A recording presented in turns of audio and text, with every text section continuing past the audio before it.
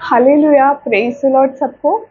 तो मैं आज आप लोग के साथ जो है मेरी गवाही शेयर करने वाली हूँ कि मैं किस तरीके से जो है प्रभु में आई और कैसे जो है मुझे परमेश्वर ने दर्शन दिया है और किस तरीके से जो है मेरा लाइफ़ अभी है फ़िलहाल।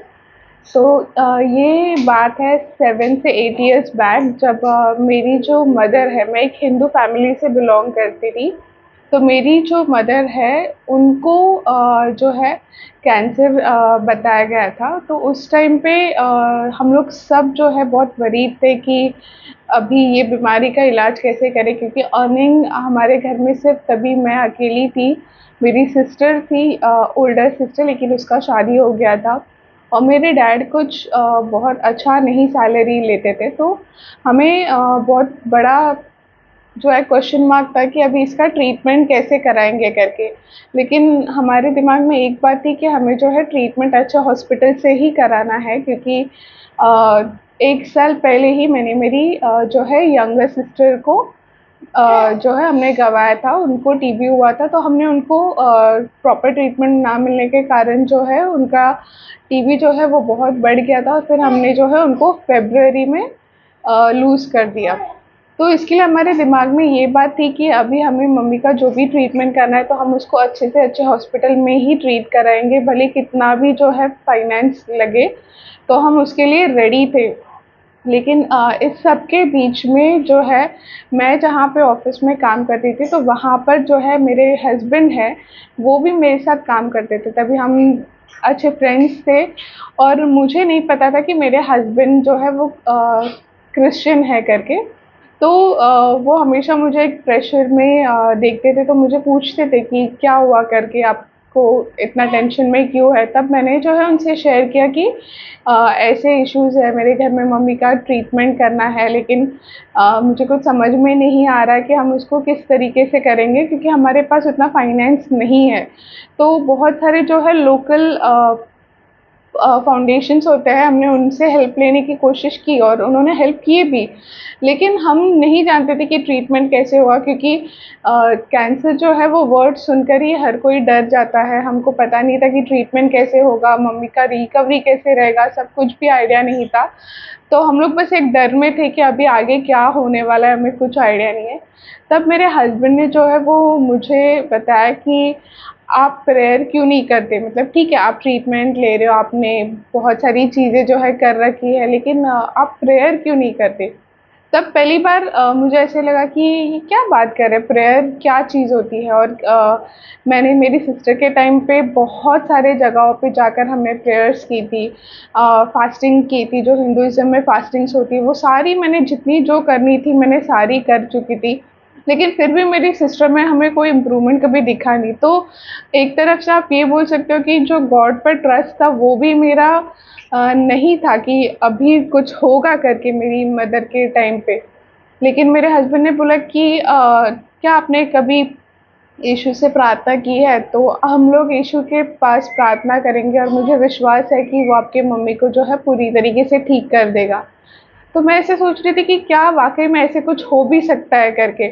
जब मैंने इतने सारे फास्टिंग्स किए, इतने जगह पर मैं जाकर आई, मैं कहाँ-कहाँ नहीं गई, जो अ, होली प्लेसेस होते हैं वो बहुत सारे जगहों पर मैं जाकर आई। तभी अगर कुछ नहीं हुआ तो सिर्फ़ एक प्रेयर से क्या होने वाला है, ये मेरी सोच थी। तो मैंने उनसे कहा और मैं थोड़ी कंज़र्वेटिव थी, तो मैंने बोला नहीं, मुझे ना ये प्रेयर सब नहीं करना है करके, तो ठीक है, आप जो आपको अगर करना है तो आप कीजिए, मुझे ये सब पे मत खींचिए आप।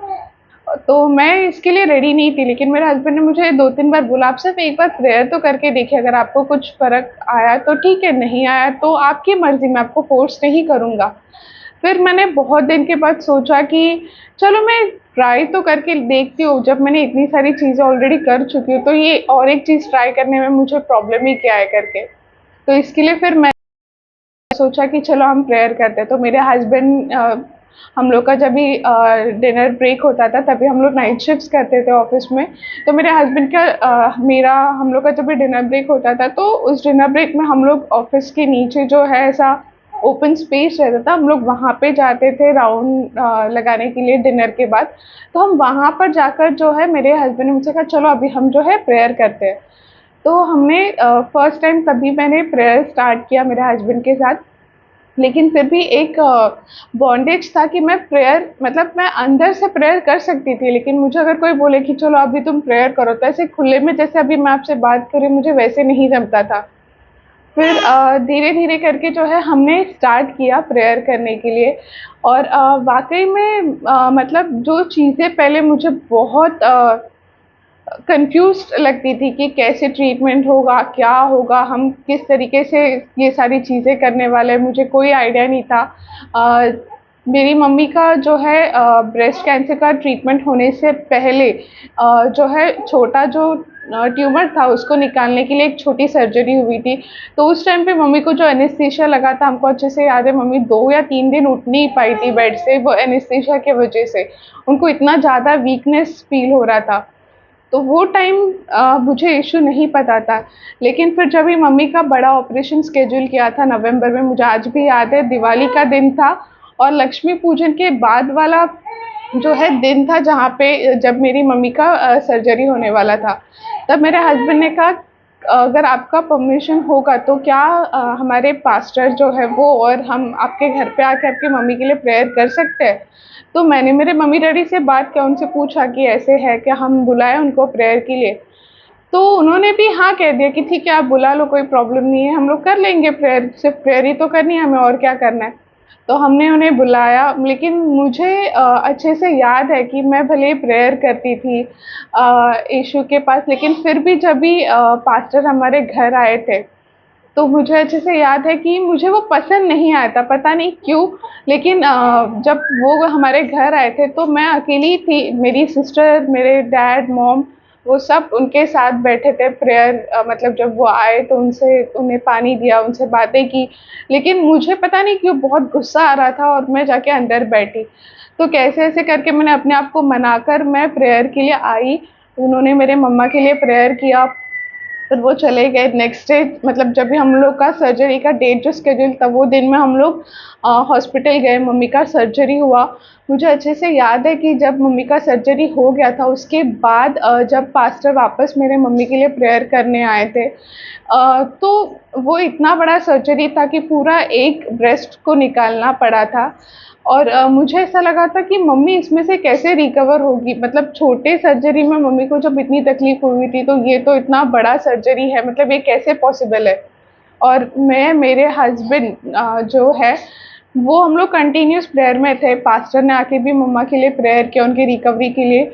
और उसके बाद जो है हम लोग हॉस्पिटल से निकल गए, क्योंकि उसके बाद मेरी सिस्टर जो है वहाँ पे रहने वाली थी, मेरे डैड रहने वाले थे, क्योंकि मुझे जो है एक जगह पर जाना था जहाँ पे हम लोग मम्मी को लेके रहने वाले थे, ताकि मम्मी का ट्रीटमेंट के लिए हमें वहाँ से नज़दीक पड़े।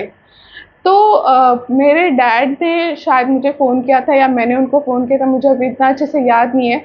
तो लेकिन उन्होंने बोला कि तेरी मम्मी को वॉक करने बोला है, तो वो हॉस्पिटल में अभी राउंड लगा रही है। और मैं इतनी सरप्राइज़ थी कि मतलब इतना बड़ा सर्जरी होने के बाद भी मतलब मेरी मम्मी कैसे वॉक कर रही है। तो मेरे लिए वो सबसे फर्स्ट साइन था कि हाँ, यीशु ज़िंदा है। और उनसे मैंने प्रार्थना की, उसके बाद ही ये जो है चमत्कार मैं देख पा रही हूँ, ये मिरेकल मैं देख रही हूँ। मतलब इतना मम्मी में मैंने इतना बड़ा सर्जरी होने के बाद भी वो अच्छे से चल फिर पा रही थी, खाना खाया उन्होंने, और उनका जो रिकवरी था उसके बाद भी जो है वो काफ़ी अच्छा रहा। तो तब मुझे थोड़ा-थोड़ा बिलीव होने लग गया कि हाँ, वाक़ई में ये इश्यू में कुछ तो है जो मैंने शायद इतने साल से जाना नहीं करके। तो मैंने फिर थोड़ा और प्रेयर में मैं बढ़ने लगी। जब मैंने मेरे मम्मी के अंदर ये सारी चीज़ें देखी, मुझे वो दिन भी आज अच्छे से याद है जब हम लोग नाइट में एक बार प्रेयर कर रहे थे और मैं बहुत वरीड थी कि जो आगे के जो केमोथेरेपी है उसके लिए जो लगने वाला फाइनेंस है, वो डॉक्टर ने हमसे बोला था कि कम से कम 5 से 6 लाख रुपए का आपको खर्चा आएगा करके। और हम लोग इतना वरीड थे कि कैसे होगा, कहाँ से मैनेज होगा। हमने जो फाउंडेशन्स है उनमें तो अप्लाई कर दिया था, लेकिन कहीं से भी इतनी अमाउंट नहीं आने वाली थी कि जो 6-7 लाख मतलब 5-6 लाख या 6-7 जो भी था वो ट्रीटमेंट के लिए जितना खर्चा लगने वाला था वो हमें मिलेगा करके। और ना हमारे पास इतना फाइनेंस था, हमारे दिमाग में एक ही चीज़ तभी मेरे दिमाग में चल रही थी कि अभी हमारे पास शायद एक ही ऑप्शन बचा है, वो है कि जो हमारा घर था उसको सेल करके मम्मी का ट्रीटमेंट करना करके। लेकिन प्रभु महान है, वो अपने बच्चों को कभी कोई चीज़ ऐसे नहीं करने देता जिससे कि उनका नुकसान हो। तो वो रात में हम लोग प्रेयर कर रहे थे और सडनली प्रेयर करते, जैसे हम रेगुलर प्रेयर के लिए जाते थे डिनर होने के बाद, वैसे ही मैं मेरे हस्बैंड प्रेयर कर रहे थे। और मुझे अच्छे से याद है कि उस दिन मानो जैसे होली स्पिरिट का अनॉइंटिंग मुझ पे एकदम सामर्थ से उतरा, और मेरे हस्बैंड मुझे कंसोल करने की कोशिश कर रहे थे कि तू टेंशन मत ले, हो जाएगा, फाइनेंस आएगा करके। और मैं उनको एकदम एक स्ट्रॉन्ग वॉइस में उनको मैं बोल रही हूँ, एकदम कन्फर्म के साथ मैं उनको बोल रही हूँ कि जो पैसे का बंदोबस्त है ना वो तो ऑलरेडी हो गया है करके। और फिर मेरे हस्बैंड को लगा कि मैं मतलब थोड़ा-सा ज़्यादा इमोशनल होके शायद ऐसा कुछ बात कर रही हूँ, तो उन्होंने बोला तू टेंशन मत ले सुप्रिया, तेरी मम्मी ठीक हो जाएगी करके। तो मुझे अच्छे से याद है कि मेरे मुँह से ऐसे शब्द निकले कि मम्मी तो ऑलरेडी हील हो चुकी है करके, और जो फाइनेंस उसकी भी ज़रूरत जो है प्रभु ने पूरी, मतलब जो फाइनेंस है वो दे दिया है करके। और उसके बाद जैसे हम लोग का प्रेयर सब खत्म हो गया, तो मेरे हस्बैंड ने मुझे बोला कि क्या हो गया, तू बहुत ज़्यादा स्ट्रेस है क्या? तो मैंने बोला नहीं, मैं स्ट्रेसफुल नहीं हूँ, मुझे अभी विश्वास है कि प्रभु कुछ ना कुछ इसमें से ज़रूर मार्ग निकालेगा करके। तो मेरे हस्बैंड ने मुझसे कहा कि मैंने जब ये तुझे पूछा कि टेंशन मत ले, पैसे का बंदोबस्त हो जाएगा, तो तूने एकदम कंफर्म, मतलब एकदम स्ट्रॉन्ग वॉइस में बोला कि हाँ वो तो ऑलरेडी हो चुका है करके। तो और तूने ये, मतलब मैंने जब पूछा कि तेरी मम्मी ठीक होगी तो टेंशन मत ले, तो तूने ये भी बोला कि हाँ तेरी मम्मी ठीक हो गई है करके ऑलरेडी, तो ये कैसे मतलब तूने बोला? तो मैंने बोला मुझे नहीं पता, और ना उस टाइम पे रियली हमको ये पता था कि ऐसा क्या आगे होने वाला है। तो ये हमने प्रेयर करके ये बातें प्रभु के हाथ में दे दी थी। उसके बाद मैं जो फाउंडेशन था वहाँ पर मैं अप्लाई करते रही, साथ ही साथ में मम्मी की ट्रीटमेंट चलती रही। और एक मैं जो है ट्रस्ट में बढ़ती गई। मुझे पता चला कि हाँ बाबा प्रभु है, यीशु है, ज़िंदा है, वो मेरी प्रार्थनाएँ सुन रहा है, उसको मेरी चिंता है, ना सिर्फ़ मेरी बल्कि मेरे फैमिली की भी है। तो मेरे को ये बात पता चली, मैं दिन भर दिन प्रेयर में बढ़ती रही। मुझे अच्छे से याद है कि जो फाउंडेशंस में हमने अप्लाई किया था वहाँ से पैसे आने स्टार्ट हो गए थे, मम्मी की ट्रीटमेंट भी शुरू हो चुकी थी। और केमो में मैंने ऐसा सुना था, और मैं बाकी पेशेंट्स को जब देखती थी बहुत तकलीफ़ होती थी। लेकिन मैं प्रभु के पास बस एक ही प्रार्थना करती थी, मम्मी को लेके जाती थी तभी, कि प्रभु मेरी मम्मी को कुछ भी तकलीफ़ मत होने देना। और लिटरली मैं आप यकीन नहीं करेंगे, लेकिन सारे पेशेंट्स को जितनी तकलीफ़ें होती थी, मेरी मम्मी को उसका 10% भी तकलीफ़ नहीं था। प्रभु ने उनको बहुत अच्छे से वो टाइम पे सँभाले रखा। उसके बाद जो है हम लोग, मुझे प्रभु ने जो है अंदर से स्पिरिट में गाइड करना शुरू किया। हम लोग के लिए वो फ़ेज़ बहुत डिफ़िकल्ट था कि मम्मी का ट्रीटमेंट चालू है, फाइनेंस का सब ये चीज़। लेकिन पता नहीं क्यों, लेकिन परमेश्वर मेरे अंदर मुझसे बातें करता था, और मुझे हँसाता था, मुझे खुश रखता था, जबकि इतना प्रेशर बाहर है, लेकिन मैं अंदर से उतनी सुकून में थी, शांति में थी कि नहीं परमेश्वर मेरे साथ है। मुझे ऐसे लगता था जबकि प्रभु मेरे साथ-साथ चल रहा है, उसने मुझे छोड़ा नहीं है। और ये विश्वास के साथ मैं चलती रही। फिर प्रभु ने मुझसे बातें की, तू अभी बाइबल पढ़ना स्टार्ट कर। और मुझे याद है मेरी मम्मी को जब मैं केमो लेके जाती थी उन्हें केमो के लिए, तो मैं, मम्मी का केमो चलता रहता था, मैं वहाँ पे पीछे बैठ के जो है बाइबल पढ़ती रहती थी, और प्रभु वचनों से मुझसे इतनी बातें करता था। मतलब अभी भी जो है प्रभु बात करता है, लेकिन वो टाइम पे परमेश्वर मुझे जैसे कि हर मेरे क्वेश्चन का, जो मेरे अंदर थे, इतने साल से जो मेरे अंदर क्वेश्चंस थे, जो मेरे अंदर दुःख थे या जो वरीज़ थी, मेरी छोटी सिस्टर को लेके, अब मेरी मम्मी को लेके, वो सारे प्रश्नों का जैसे प्रभु मेरे साथ वचनों से जो है बातें कर रहा था। और मैं इतना अंदर ही अंदर खुश होती रहती थी, जो वचन मुझे परमेश्वर देता था, वो वचन मैं अपने लिए, अपने परिवार के लिए डिक्लेयर करती थी। और उसके बाद मुझे अच्छे से याद है कि एक संडे था, बहुत लंबा स्टोरी है लेकिन मैं आपको इसे थोड़ा शॉर्ट करके बताऊँगी। एक संडे था, तब मेरे हस्बैंड मुझसे बोलते थे कि आप चर्च में आओ करके, अभी तो आप यीशु को जानते हो, तो आप चर्च में आएँगे तो आपको और अच्छा थोड़ा फ़ील होगा। तो मैंने बोला कि नहीं देखो, मुझे अभी कंफर्टेबल नहीं लग रहा कि मैं चर्च में आऊँ करके। तो मैंने बोला लेकिन मैं कोशिश करूँगी, लेकिन फ़िलहाल मैं कंफर्टेबल नहीं हूँ, तो मैं घर से ही प्रेयर करूँगी। मुझे नहीं लगता कि परमेश्वर ऐसे मुझसे फ़ोर्सफुली कोई चीज़ कराएगा करके। तो उन्होंने बोला ठीक है जैसी आपकी मर्ज़ी, लेकिन मुझे अच्छे से याद है कि हम लोग नाइट शिफ्ट्स करते थे और बिकॉज़ क्योंकि मुझे फाइनेंस की एक्स्ट्रा ज़रूरत रहती थी, तो वो टाइम पे हम लोग के ऑफ़िसेज़ में जो है एक्स्ट्रा काम भी आता था। तो हम लोग की सैटरडे संडे छुट्टी होती थी, लेकिन फिर भी हम लोग सैटरडेज़ वर्क किया करते थे क्योंकि हमें उसका एक्स्ट्रा पेमेंट आया करता था। तो हम लोग जब भी सैटरडेज़ को वर्क करते थे, तो एवरी सैटरडे को जैसे हम लोग का डिनर हो जाता था, हम लोग थोड़ा राउंड के लिए नीचे जाते थे, तो हम लोग डेली जो है प्रेयर करते थे। एक टाइम ऐसे आने लगे कि जैसे ही हम प्रेयर स्टार्ट करते थे, तो एक अजीब-सा जो है परमेश्वर का अनॉइंटिंग मुझ पे आता था। पूरा बॉडी मेरा शिवर होने लगता था। उसके बाद एक अजीब-सा जो वार्मनेस है पूरा जैसे एक इलेक्ट्रिसिटी करंट आपके बॉडी से जो है वो पास हो रहा है, वैसे मेरे अंदर फीलिंग्स होती थी और ये काफ़ी टाइम चलते रहा। जब भी मैं अपने मम्मी के लिए प्रेयर करती थी, उनके लिए हाथ बढ़ा के प्रार्थना करती थी, तभी भी मेरे हाथ सब शिवर करते थे और ये मेरे मम्मी-डैडी ने खुद देखा है कि किस तरीके से जो है परमेश्वर मेरे जीवन में काम कर रहा था। फिर एक संडे ऐसा था कि मतलब मेरे हस्बैंड ने मुझे बहुत संडेज़ बोला होगा कि आप एक बार आके देखिए करके आपको कैसे लग रहा है चर्च में, लेकिन मैंने ऐसे कि नहीं मुझे नहीं आना, मैं तब तक नहीं आऊँगी जब तक मुझे अंदर से परमेश्वर गाइड नहीं करा। जैसे कि प्रभु ने मुझे गाइड किया था कि आप बाइबल लेके पढ़ो, तो मैंने बाइबल पढ़ना स्टार्ट किया था। बहुत सारी चीज़ें जो प्रभु ने मुझे बोला कि तुम्हें ये छोड़नी है, तो मैंने वो छोड़ दी। जैसे मुझे प्रभु ने बोला कि तुम्हें ये छोड़ना है, तो मैंने वो चीज़ें छोड़ दी। वो बातें करना छोड़ दी या वो मतलब जो चीज़ें परमेश्वर को पसंद नहीं थी, जो उन्होंने वचन से मुझसे बातें की थी, तो वो सारी चीज़ें जो है मैंने बंद कर दी थी करना। और एक संडे ऐसा था कि मैं और मेरी मम्मी हम लोग जो है लेटकर एक हीलिंग सर्विस देख रहे थे। तभी के एक मिनिस्टर थे जो कि हीलिंग करते थे वसई में।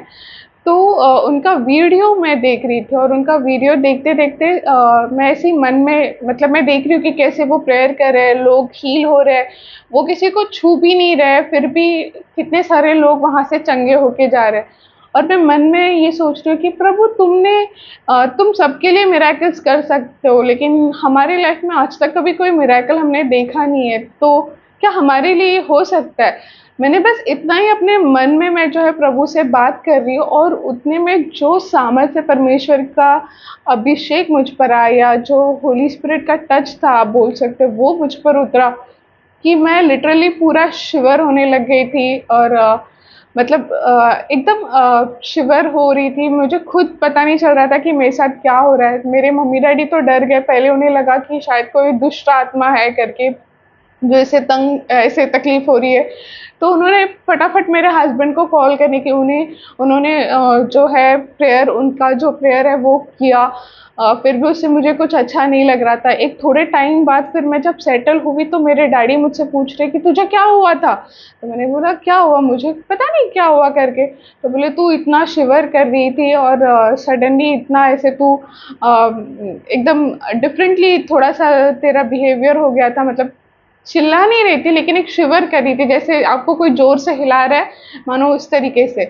तो मैंने बोला पता नहीं, मैंने बोला लेकिन मुझे बहुत अच्छा फ़ील हो रहा है, बहुत हल्का फ़ील हो रहा है। मुझे ऐसे लग रहा है कि जो सालों का बर्डन्स था मेरे कंधे पर या मेरे सिर पर, जो चीज़ें मुझे परेशान कर रही थी, ऐसे लग रहा है वो किसी ने निकाल दिया करके। तो उन्होंने मेरे हस्बैंड को कॉल करना शुरू किया, तभी मेरे हस्बैंड घर पे आया जाया करते थे, मम्मी का ट्रीटमेंट चालू था, तो वो आया जाया करते थे, तो अच्छे हमारे फ्रेंड बन गए थे वो। मेरे मम्मी-डैडी भी उनको बहुत अच्छे से जानते थे। तो उन्होंने उनको फ़ोन किया, उनसे तभी वो चर्च में थे, तो उन्होंने थोड़ी देर बाद जब चर्च ख़त्म हुआ तब फ़ोन किया, पूछा, "क्या हुआ अंकल?" तब मेरे डैडी ने बोला कि ऐसे है कि ऐसे-ऐसे हुआ सुप्रिया के साथ, वो कोई हीलिंग सर्विस देख रही थी और सडनली ऐसे हुआ। तो फिर मेरे हस्बैंड ने बोला कि अच्छा आप फ़ोन दो उनकी ओर, मैं पूछता हूँ कि क्या हुआ करके। तो उन्होंने मुझे कहा क्या हुआ आपको? तो मैंने बोला ऐसे-ऐसे हुआ, मैं देख रही थी और फिर सडनली ऐसे हुआ, मम्मी-डैडी बोल रहे करके।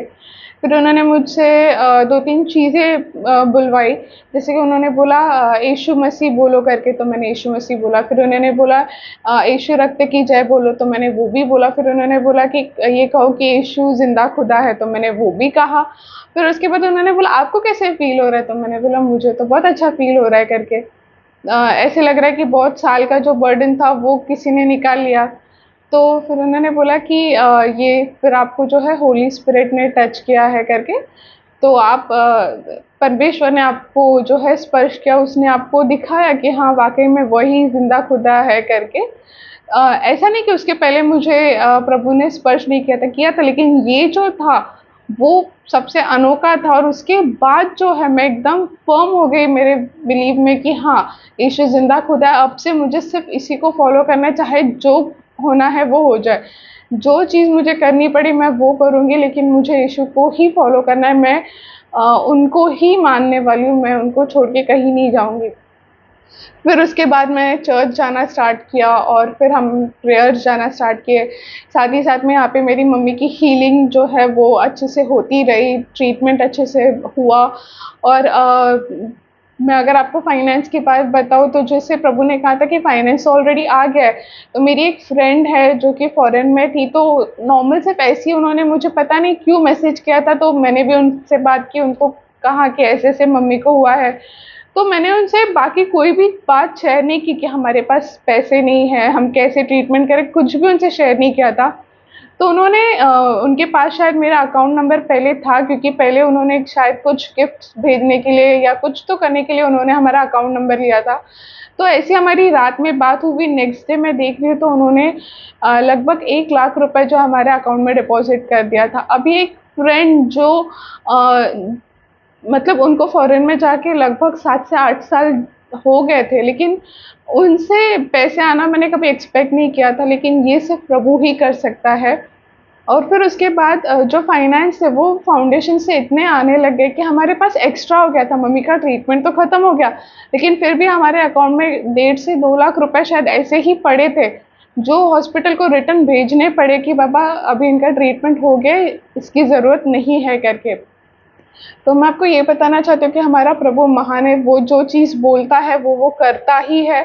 उसने उसके जो प्रॉमिसेस है वो आज तक कभी खाली नहीं गया, और इसका मैंने अपने लाइफ में जो है मतलब एक्सपीरियंस किया कि उसने जो चीज़ें मुझसे कही उसने वो चीज़ें की, और प्रभु ने मुझे एक बार नहीं बल्कि बहुत बार जो है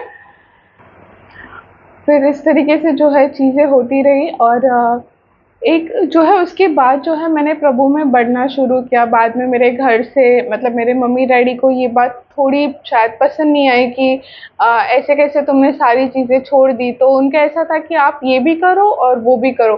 लेकिन मुझे अंदर से स्पिरिट ये अलाउ नहीं कर रहा था कि मैं ये भी करूँ और वो भी करूँ। तो मैंने एक फ़र्म स्टैंड ले लिया था कि चाहे जो भी हो, मुझे जान भी देना पड़े तो मैं दे दूँगी, लेकिन मैं अभी यीशु को जो है नहीं छोड़ने वाली।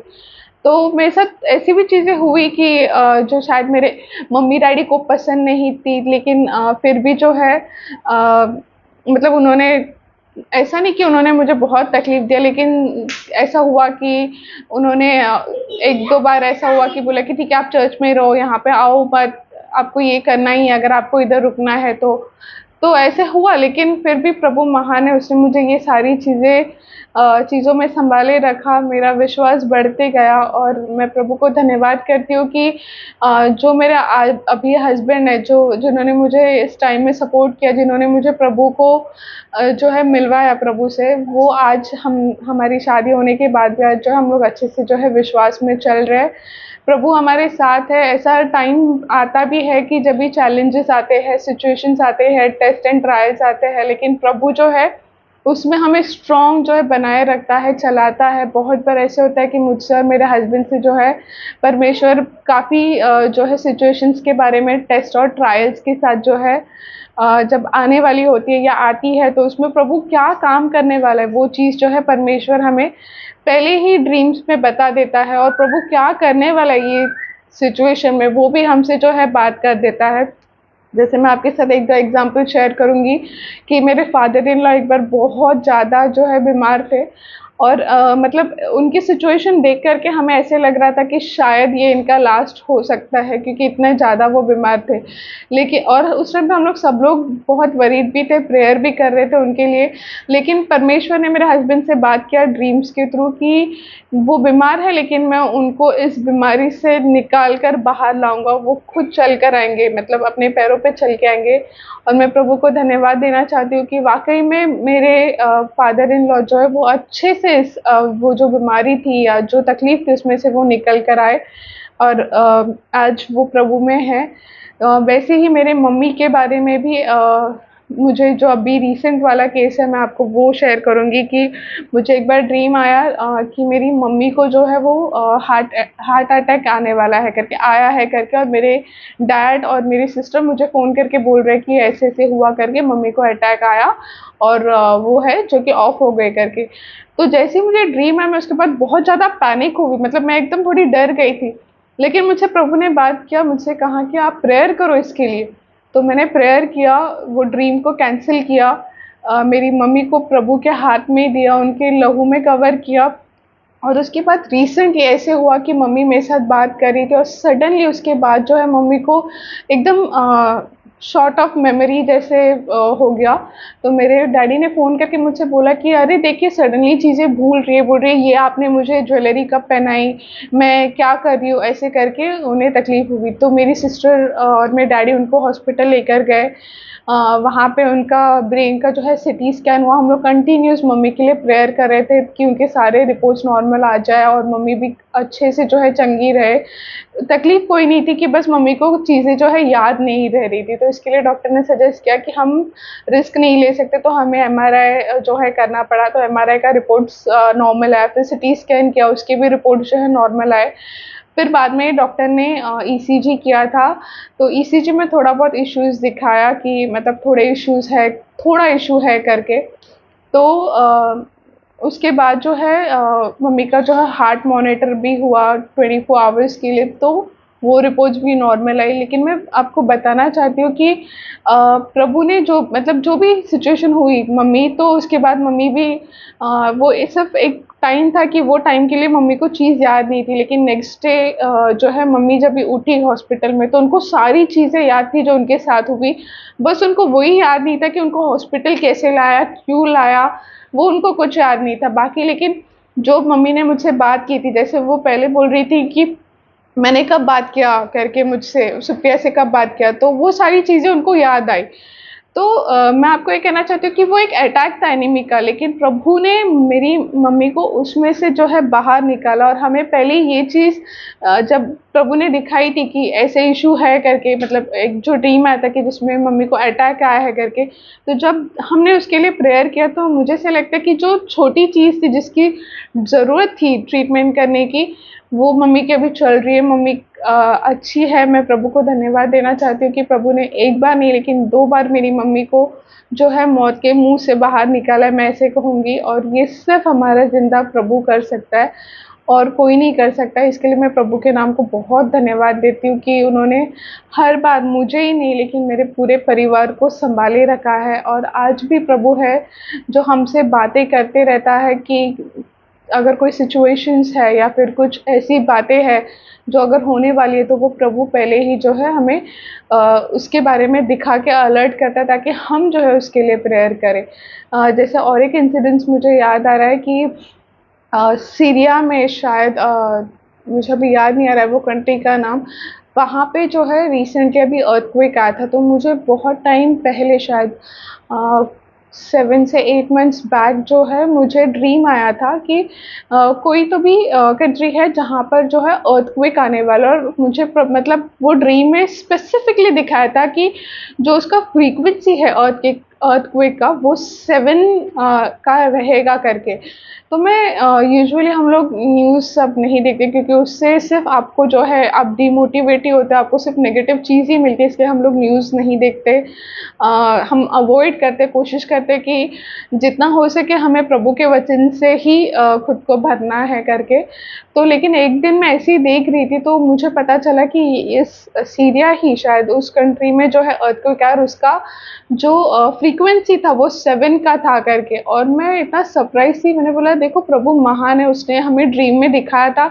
लेकिन कहीं न कहीं हम बहुत बार ऐसा होता है कि हम ड्रीम्स तो देख लेते हैं लेकिन हम उसको इग्नोर करते हैं, हम उसको प्रेयर करना भूल जाते हैं और फिर हमें जब वो चीज़ होती है तो रियलाइज़ होता है अरे ये तो प्रभु ने पहले ही दिखाया था ताकि हम उसके लिए प्रार्थना करें करके। तो मैं बस आपको यही शेयर करना चाहती हूँ कि किस तरीके से मतलब प्रभु ने मुझे जो है उसमें लाया, बनाए रखा। बहुत टेस्ट एंड ट्रायल्स में से मैं आई। ऐसा नहीं है कि अभी मेरी लाइफ़ बहुत ही सेटल्ड है। टेस्ट आते हैं, ट्रायल्स आते हैं, लेकिन प्रभु हर बार, हर वक़्त उसमें हमें सँभाले रखता है। जो हिम्मत है वो हारने नहीं देता प्रभु।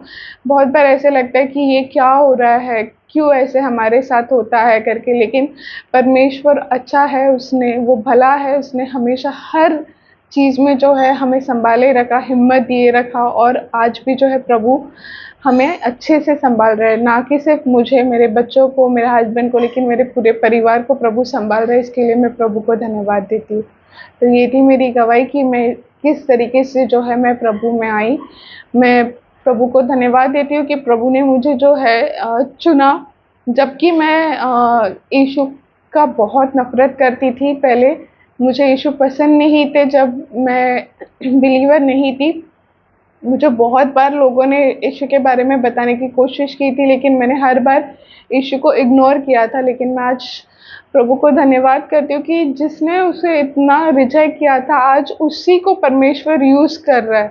आज उसी को परमेश्वर ने चुना और बातें करता है। इसके लिए मैं प्रभु को धन्यवाद देती हूँ।